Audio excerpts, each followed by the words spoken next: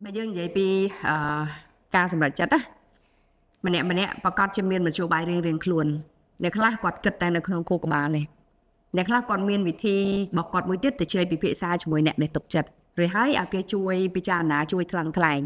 ជាណាដែរដែលតែជែកជាមួយអ្នកដែរអូជួយគិតគ្នាមើលធ្វើម៉េចទេឆ្លប់ហើយណាតែអ្នកខ្លះ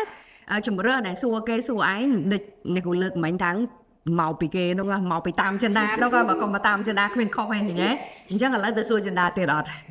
មើលគិតថាតាមចិន្តាខុសទៅសួរចិន្តាទៀតមិនកើតចាអញ្ចឹងពេលខ្លះសួរអ្នកដតីផ្សេងទៀត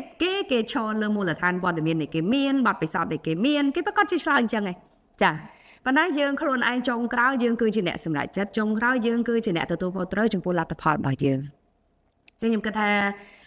វីដេអូមួយនេះអាចជាការចែករំលែកជូនបងប្អូនអ្នកទស្សនាចូលចិត្តរៀនហើយចូលចិត្តស្វែងរកក្បួននៅក្នុងការសម្រេចចិត្តនេះយើងហៅថាក្បួនការងារក៏បានក្បួនជីវិតក៏បានដែរអាចប្រើប្រាស់នៅក្នុងជីវិតប្រចាំថ្ងៃរបស់យើងពីព្រោះការសម្រេចចិត្តដូចលើកមិញអញ្ចឹងតាំងពីបើកភ្នែករហូតដល់បិទភ្នែកទៅវិញពោពេញដោយការសម្រេចចិត្តអានោះយើងរាប់ថាមួយថ្ងៃផងចុះតម្រាំមួយអាទិត្យមួយខែមួយឆ្នាំការសម្រេចចិត្តខ្លះសម្រេចចិត្តថ្ងៃហ្នឹងណាត្រូវលទ្ធផល